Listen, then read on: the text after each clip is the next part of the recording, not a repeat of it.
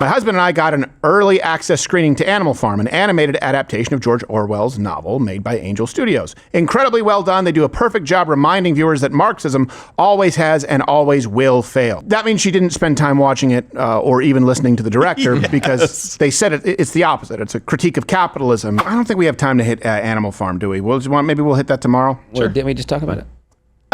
People out there like Animal. Okay, let me keep this really, really brief. Okay, so you guys know Animal Farm, Orwell, right? It was an allegory for the Russian Revolution, the Bolsheviks. We've talked about them.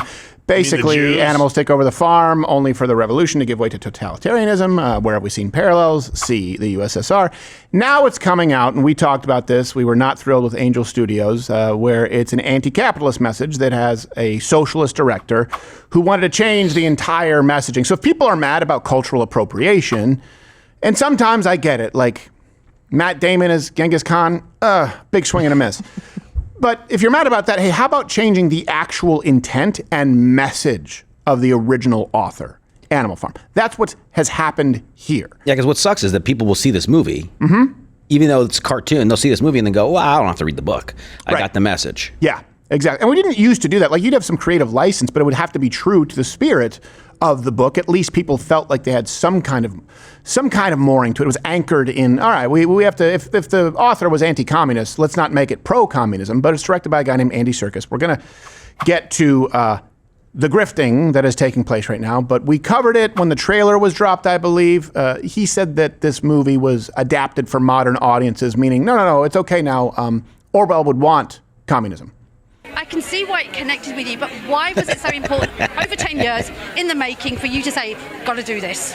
Because it couldn't be more relevant than today, and history repeats itself. And although Orwell was writing about totalitarianism in particularly in Russia in 1945 and 1946, this book holds up as an incredible distillation of which is why I changed everything about it. What it is to face authoritarianism.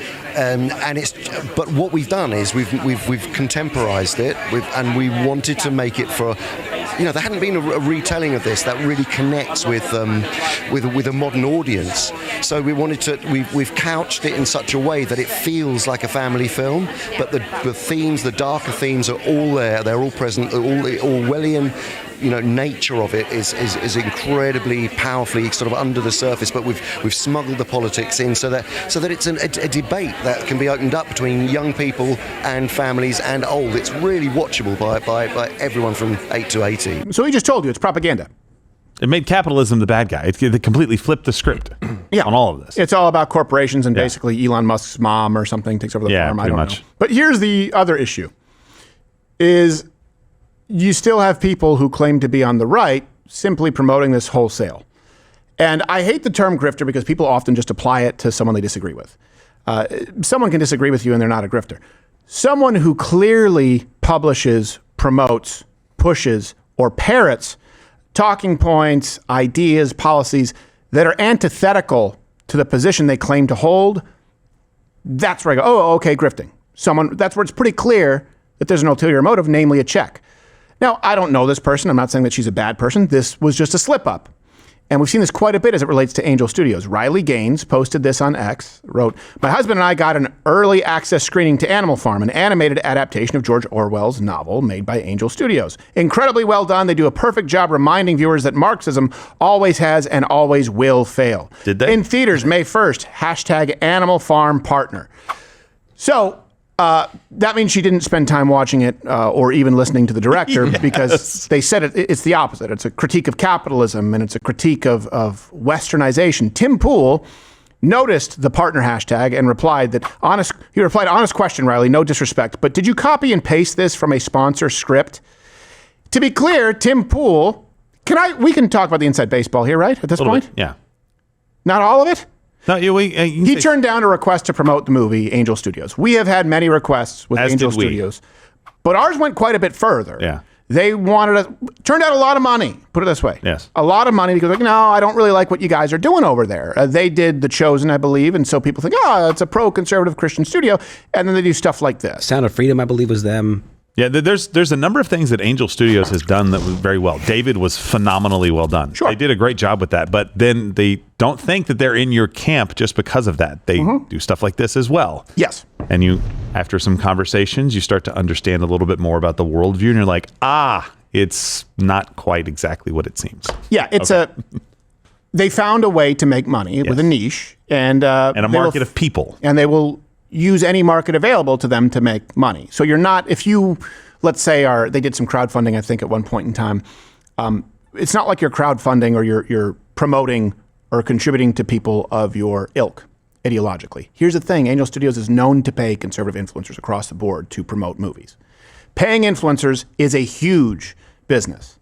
2024 to 2025, sponsored posts made up 23% of the $32 billion influence industry.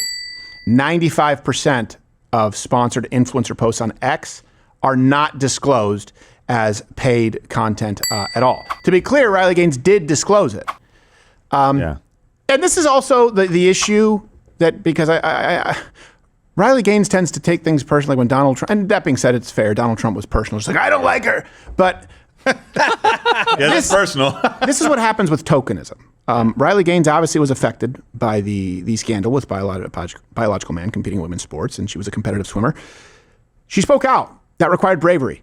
Great. But then, and we see this happen a lot, where there's someone who is kind of a flashpoint. They were very valuable and brave for that moment in time, and someone goes, hey, you should be an influencer. Hey, you should be a talking head. They can't sustain a show. They haven't prepared for this. They're inexperienced, and they're given a platform that they have to upkeep, and they're not able to. So the lack of experience is why I think she probably didn't do her due diligence. She's like, yeah, hey guys, go see the pro-communism movie. I loved it. She's like a classier Haktua.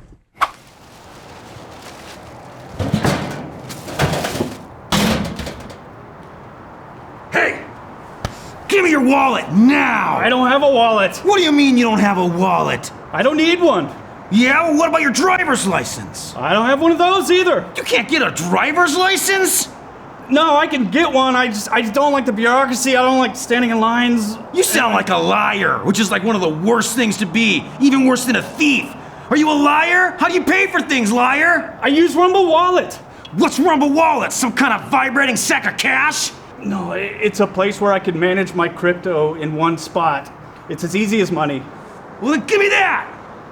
I can't. It's encrypted. Yeah? Well, how about I stab you until you give me the encryption, huh?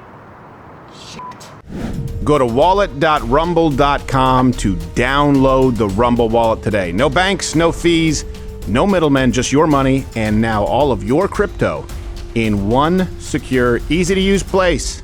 Get started today.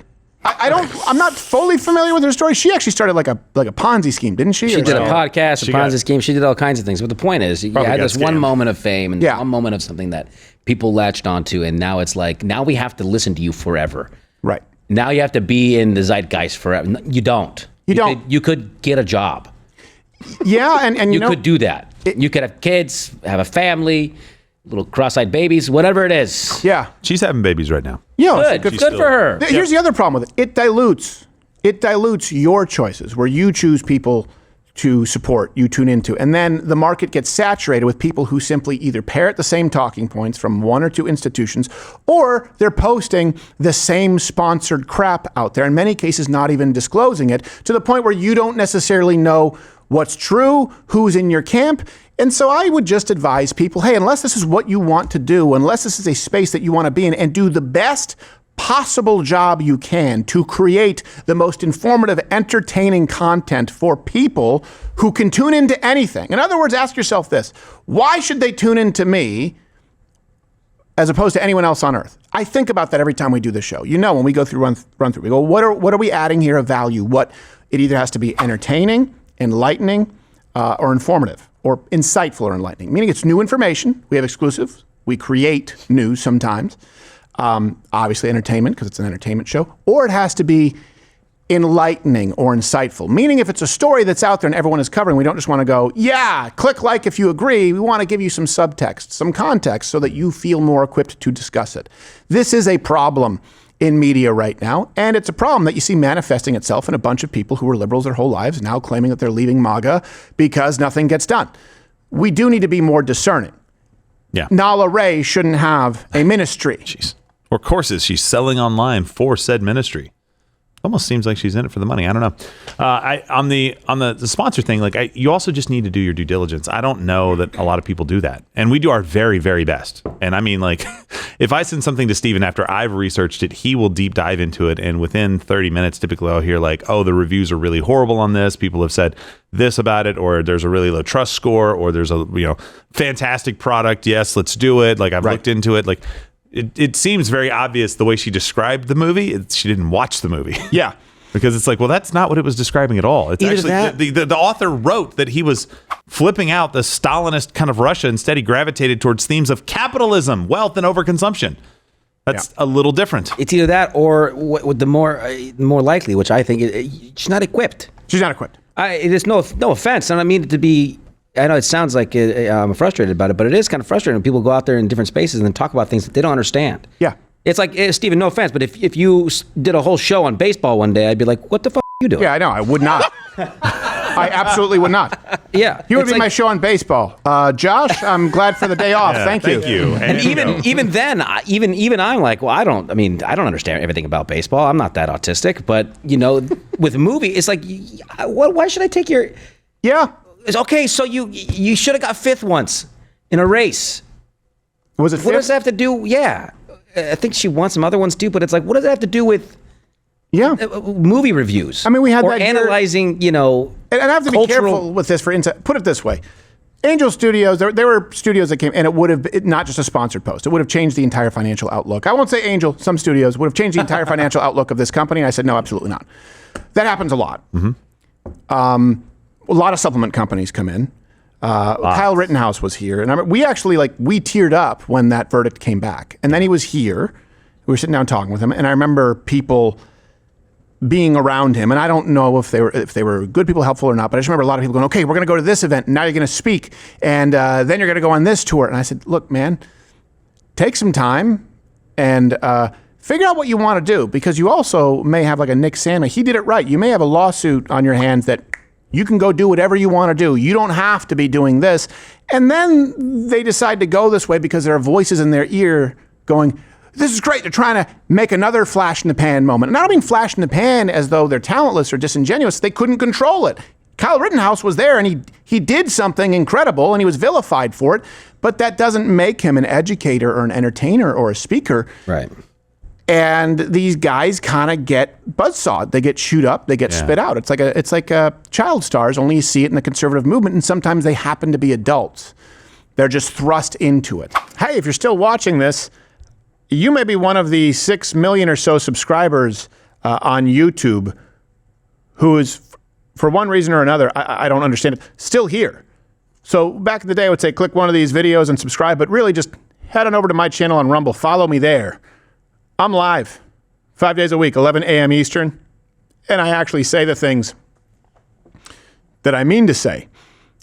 On YouTube, it's everyone here is kind of neutered, really, and there's just a general lack of testicular energy, but I mean that in the heterosexual way. Mostly.